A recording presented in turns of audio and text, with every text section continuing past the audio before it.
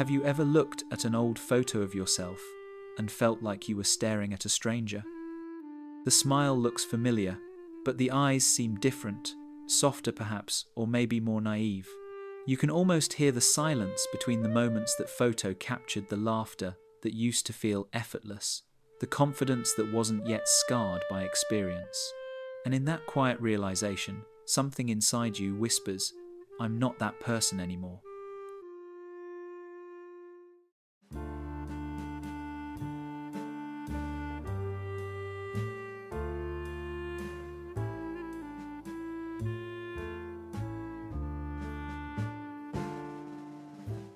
Change doesn't happen the way stories tell it. It doesn't arrive with thunder or revelation. It comes in whispers, in the pauses between decisions, in the tired sighs you let out without meaning to. It's the way you stop chasing certain people, the way you no longer explain yourself the same way, the way your silence starts to mean peace instead of defeat. Transformation is not an explosion.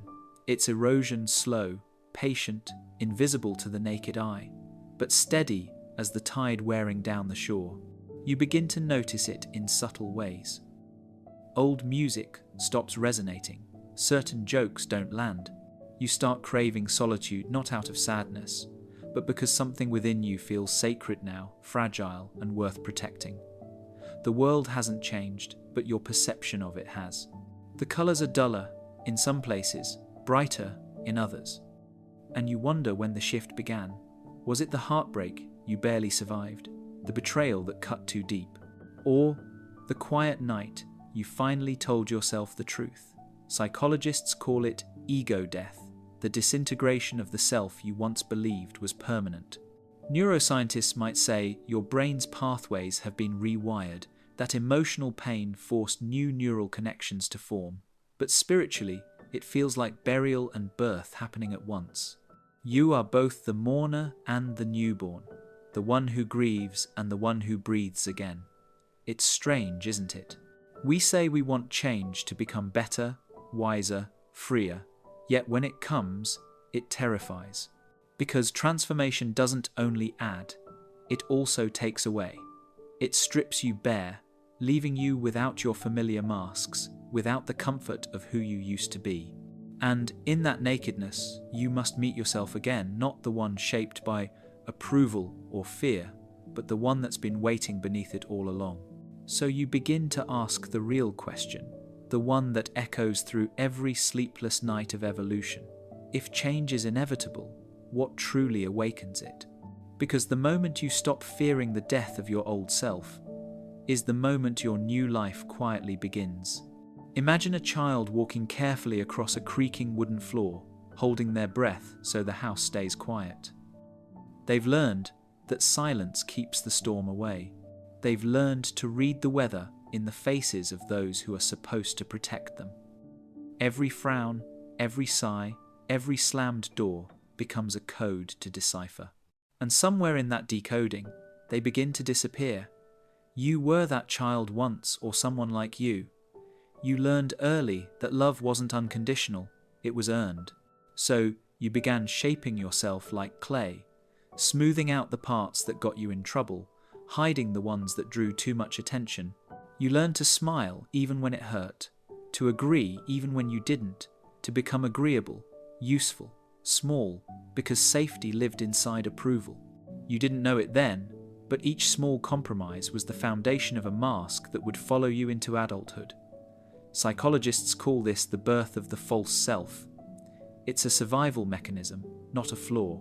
According to attachment theory, a child will choose attachment over authenticity every time because love means survival. The child who senses emotional neglect or volatile affection learns to perform, to mirror what others need, to suppress what they feel. The nervous system itself adapts. Cortisol spikes, empathy sharpens, intuition becomes hypervigilant. You didn't just learn to survive, your biology did too. But the cost of becoming loved is often becoming lost. You grew up fluent in the emotions of others, yet illiterate in your own. You could predict your parents' moods, but not name your own fears. You could comfort friends, but struggle to comfort yourself. And so, piece by piece, the authentic self, the one who felt freely, who spoke boldly, went underground, buried beneath layers of adaptation. Years later, you call it people-pleasing, perfectionism, burnout, or self-doubt. But beneath those modern labels is the same child, still whispering, "Will I still be loved if I stop performing?" The world doesn't teach you how to answer that. It only teaches you how to keep pretending. And yet, transformation never begins with pretending. It begins with breaking. With the moment your carefully constructed identity collapses under its own weight. When exhaustion outweighs approval, when your silence becomes unbearable, when you realize the mask has started to suffocate you, that's when something deeper, older begins to stir. Because the truth is, your real self never disappeared. It's just been waiting quietly for permission to exist again. So the question becomes not, who did you have to become to be loved, but something far more terrifying and freeing. Who must you become now to be free? Somewhere along the line, you stopped asking who you were and started asking who you needed to be. That's how adulthood begins.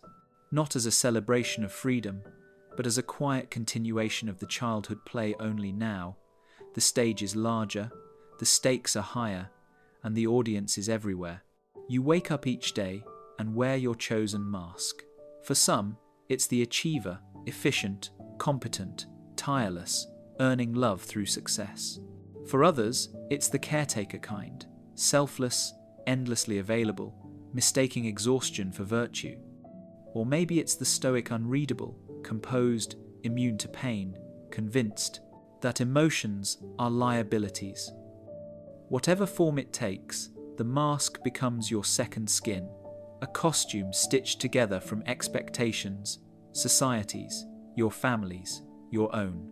And soon, you forget that you were ever naked underneath it. Carl Jung called this the persona, the face we present to the world, crafted to survive within its rules. It's not inherently false, in fact, it's necessary. We need masks to navigate civilization, to play our roles, to protect our vulnerabilities. But the danger lies in mistaking the mask for the face, in believing that the performance is who you truly are. When that happens, life becomes theatre. You laugh on cue, love on cue, even break down on cue. Every emotion rehearsed, every silence curated. You don't live, you perform. And yet, beneath the applause, something aches, because the longer you wear the mask, the heavier it becomes. It starts as armor, but turns into a cage. You begin to sense the difference between being admired and being seen, between being respected and being understood. Neuroscientists might say your brain has grown addicted to external validation, dopamine hits from approval, reinforcing the same neural loop that once made you feel safe as a child. But psychologically, it feels simpler. You've built a beautiful prison and called it success. There are moments, quiet and fleeting, when the mask slips. Maybe during heartbreak or solitude, or the stillness of early morning when you realize you no longer recognize the voice inside your own head. Those are the cracks, the brief glimpses of the self buried beneath layers of adaptation. And if you listen closely, you'll hear it, the faint pulse of authenticity waiting to be remembered. Because the truth is, the mask served its purpose. It protected the child, it guided the adult, but it was never meant to be permanent. Transformation begins when you stop polishing your disguise and start confronting what's underneath.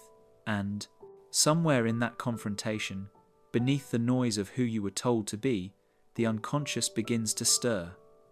Change feels mystical when you're in it, like your soul is shedding its skin.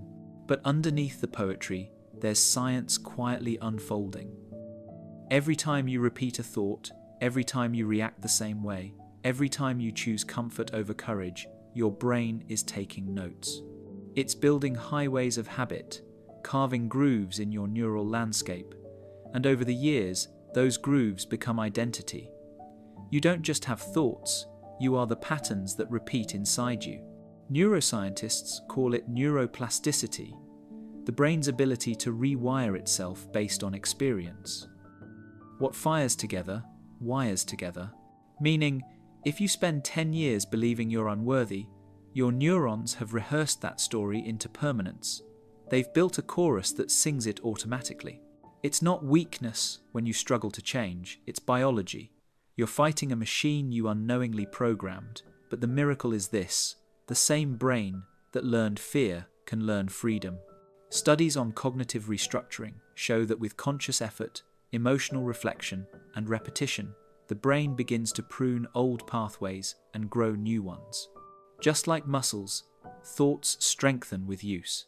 Each time you pause before reacting, each time you question an old belief, each time you sit with discomfort, instead of escaping it, you're teaching your brain a new language, a new self. Psychologists describe identity as a feedback loop. Your beliefs shape your behavior, and your behavior reinforces those beliefs. Break one side of that loop, and the entire cycle begins to shift. That's why change doesn't begin with motivation. It begins with awareness. Viktor Frankl once wrote, "Between stimulus and response, there is a space. In that space lies our power to choose." That space is neuroplasticity in motion, the tiny moment where the story can change. And yet, neuroscience alone can't explain the ache of transformation. Carl Jung believed that the psyche's evolution requires integration, that to change, you must face what you've repressed. The emotional truth buried in your unconscious holds the keys to real rewiring. Without it, change remains surface level and intellectual concept, not an embodied experience. Modern trauma research echoes this. When emotions are processed and reintegrated rather than avoided, the nervous system literally recalibrates. The past stops looping, the body stops bracing, and the mind begins to trust its own calm. So perhaps the brain is more than an organ, it's a storyteller.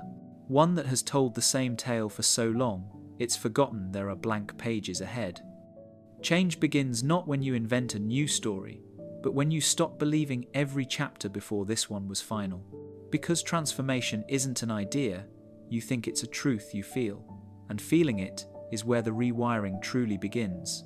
There comes a moment in every transformation when everything you once were begins to collapse.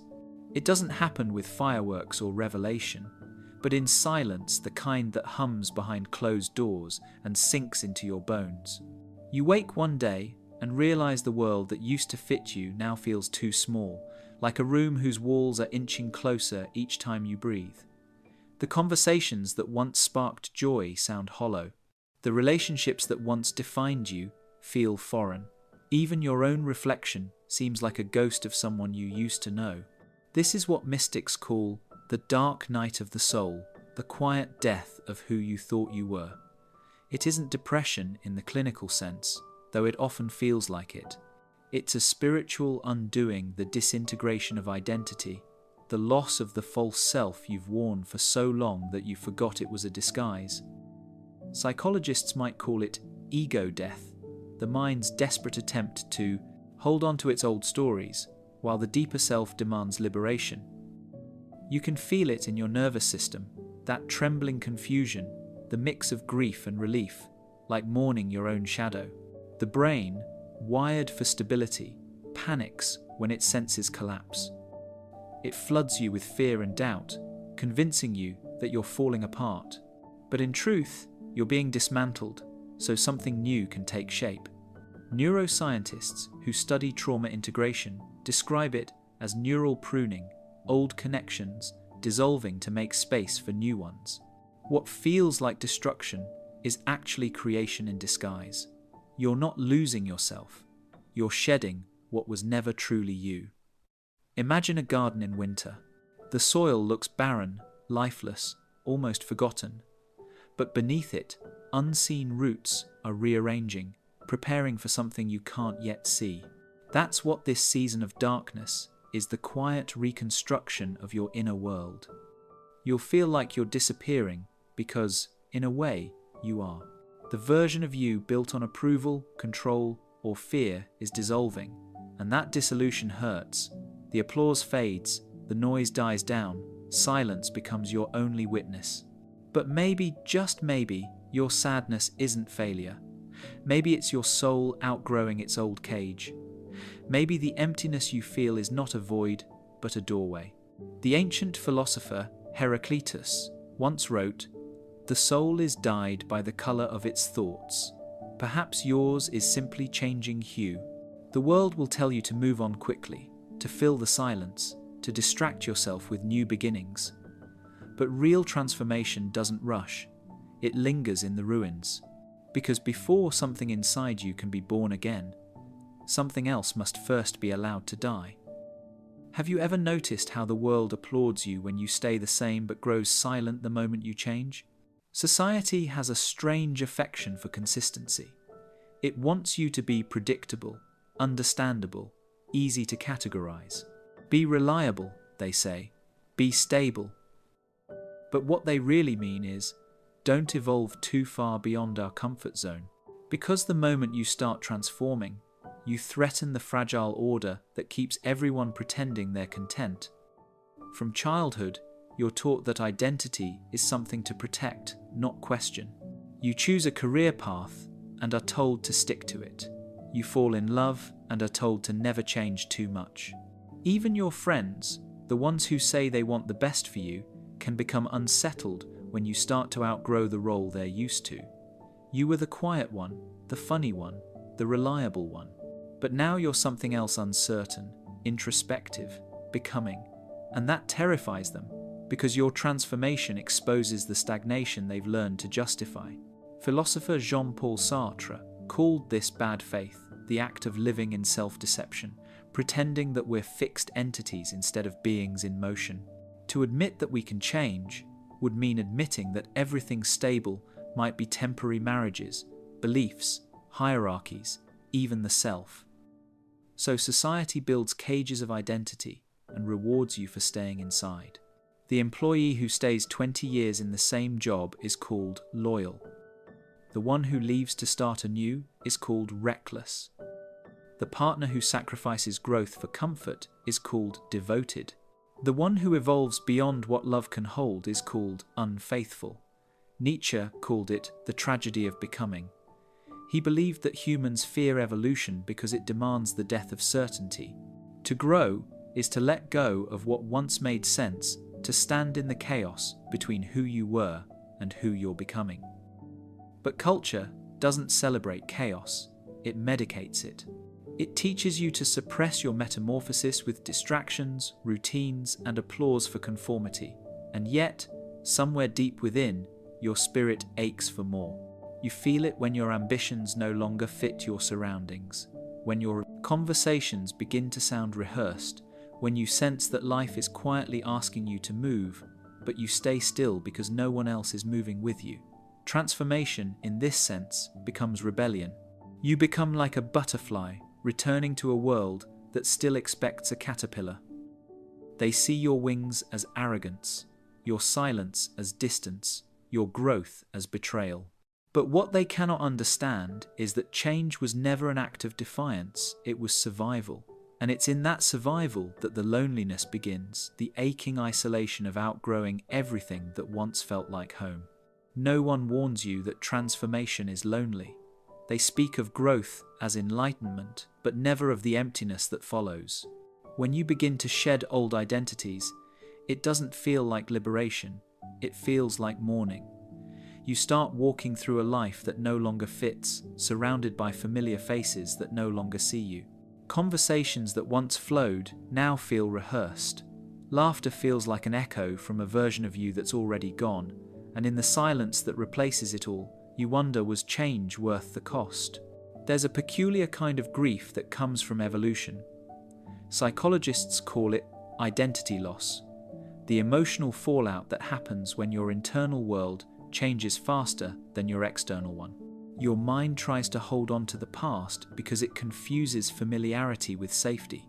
The neural pathways that once defined your habits, your relationships, your sense of self, they resist being rewritten. The brain doesn't crave happiness, it craves what's predictable. Even if the pain was toxic, it was yours, and that makes letting go feel like betrayal.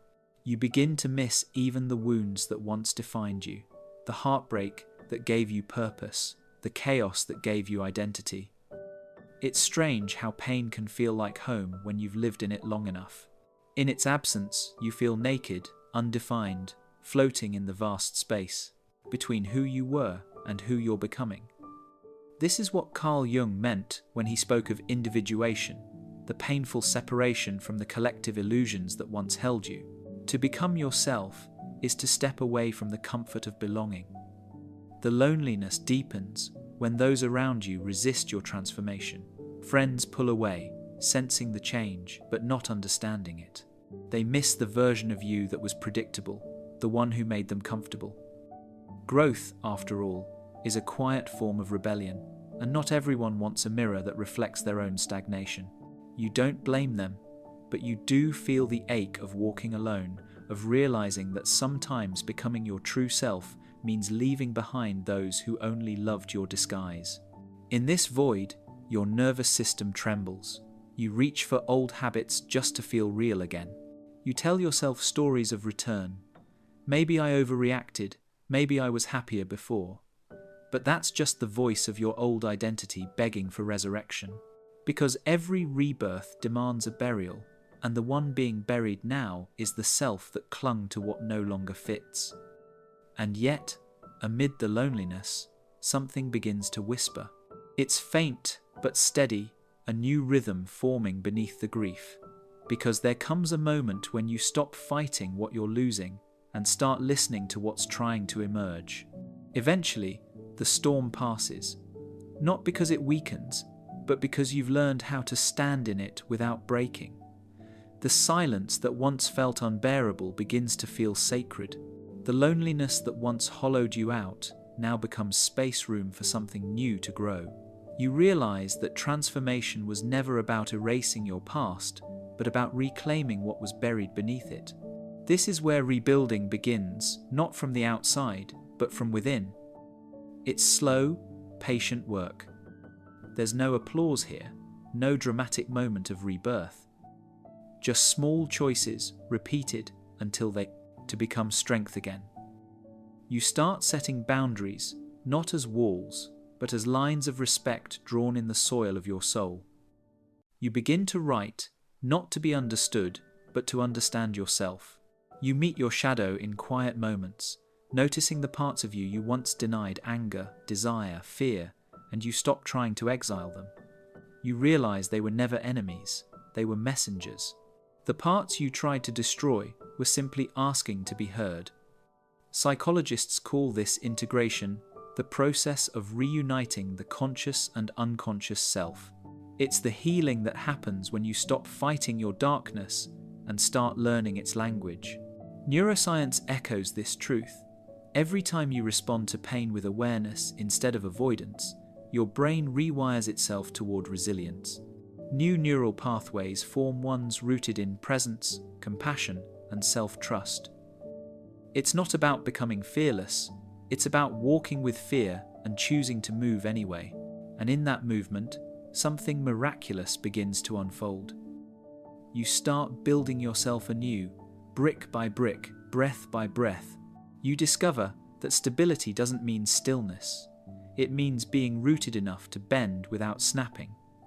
You learn to forgive, not because others deserve it, but because your peace does. You stop chasing validation and start creating meaning. And the strange, tender truth emerges. You were never broken, only rearranged. Transformation, you realize, is not a makeover. It's a remembering. The child who dreamed freely, the soul that trusted life before it was taught to fear, they're still within you, waiting patiently beneath the rubble. And now, with your adult hands, you begin to unearth them. Every moment of awareness becomes a foundation stone. Every breath becomes mortar. Every act of honesty becomes light, breaking through the cracks. You're not escaping your old self, you're guiding it home. And as you rebuild, something inside you whispers, almost like an echo from a life you once knew. What if transformation was never about becoming someone new, but about finally remembering who you were before the world told you to forget. If you look closely at the old photo again, the one that used to make you ache, something has changed. The person staring back no longer feels like a stranger. Their eyes, once naive, now seem gentle, almost forgiving. You see now that they weren't weak, they were becoming. You realize that every version of yourself, every heartbreak, every collapse was not an ending, but a necessary dismantling. Because all life, in the end, is a cycle of death and rebirth. Change was never meant to be graceful. It's violent, disorienting, raw, a kind of sacred destruction. The universe itself operates on that rhythm. Stars collapsing to forge light, forests burning to make room for new roots, hearts breaking to remind us that love isn't found, it's revealed. Nietzsche once wrote, "One must still have chaos in oneself to give birth to a dancing star." You understand now what he meant. The chaos within you was never your enemy. It was the fire preparing you for flight. Carl Jung called this process individuation, the integration of your shadow, your pain, your potential. It's not about becoming perfect, it's about becoming whole. The phoenix does not rise despite the ashes, it rises because of them. Transformation, in this way, is not an upward escape, but a downward descent into the parts of yourself you once feared to touch. Into the shame, the grief, the quiet truths you buried. You fall, and in falling, you find wings that were waiting all along. When you begin to live with this awareness, something miraculous happens. You stop fearing the cycles. You no longer panic when things fall apart because you recognize the pattern. Decay is not death, it's the soil of rebirth. The same pain that once felt like punishment begins to look like purification. Every ending starts to shimmer with the quiet promise of beginning again. And so, you breathe. You stop running from the ruins and start building temples out of them. You forgive yourself for the versions that had to die for this one to live. You see that the cracks weren't flaws, they were doorways. You see that every silence, every scar, every sleepless night was leading you here to this moment of recognition. Because you were never meant to stay the same. You were meant to evolve, to fall apart and come together, over and over, until every fragment of your being remembers its place in the whole. That is the art of sacred destruction. That is the beauty of the phoenix within you burning, rising, burning again, not to become someone new, but to remember that even in the ashes, you were always the fire.